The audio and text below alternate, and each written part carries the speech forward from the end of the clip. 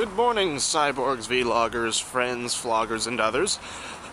It's a wonderful Thursday afternoon, and it's sunny out. New pimple marks the new day and brings highlight to my nasolabial folds, which are becoming more and more noticeable with every passing day.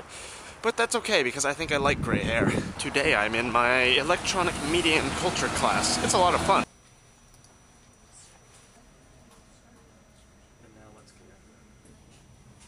I think every single... Also, that's a giant iceberg.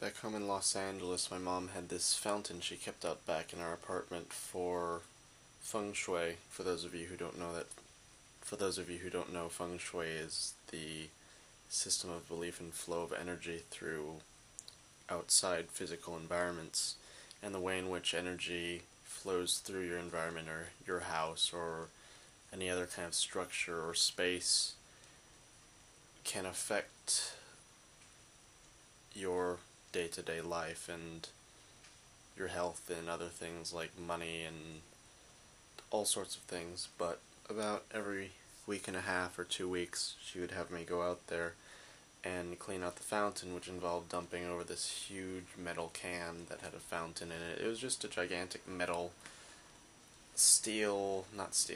aluminum basin sort of thing, but it was really big and full to the brim of water, so you'd have to unscrew a little cork at the bottom, wait for it to pour out, and then turn it over.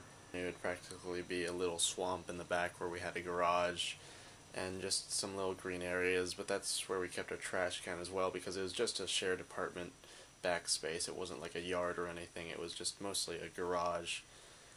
Very kind of contemporary little house. Not even a house, an apartment. Very contemporary little apartment. There was, in the back, too, is also a hose, which I would always use to wash out the metal basin and also to refill it. And while I was washing it out, I think this was when I was about 14 or 15, I ran into this little cricket. I didn't like bugs too much, so I kept trying to drown this cricket with the water hose, just splashing it over and over again, but this cricket wouldn't die, it wouldn't drown, it just kept jumping up onto the stones again. Every time I doused it in water, it would twitch and jump out of the way again, and just try to keep going, and as I tried to kill it over and over and over, I slowly came to the realization that this cricket was just trying to stay alive just like anyone else.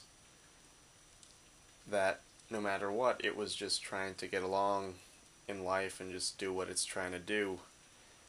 And I guess I was just there interfering with that in some way. And from then on I just respected bugs and all other kinds of insects and spiders and such things a lot more, just because they're just trying to coexist in an environment just as we are, and besides which, I'm sure they were here first. Just kind of makes you think that what little respect we have for those creatures below us can sometimes reflect in how we treat people around us, too.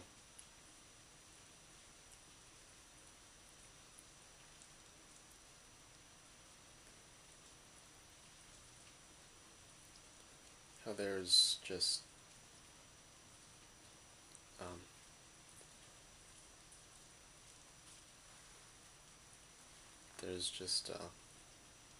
it just makes you, it can kind of make you realize how for granted we take the world around us and how unappreciative we are of life and the things that exist around us. And I don't just mean life in the idea of, oh, this is the life I'm living, but also the lives around us, no matter how big or small. And of course we can't help affecting each other in a way. Every step we take crushes any number of ants or germs or bacteria or some small living life form. But at the very least, I think we can try not to go out of our way to kill things.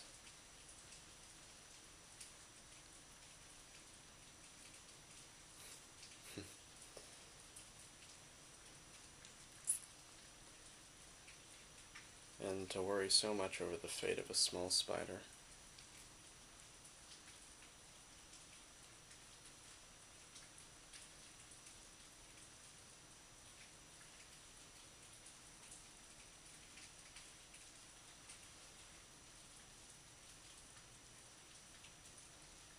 Okay, I think it's time to go to sleep.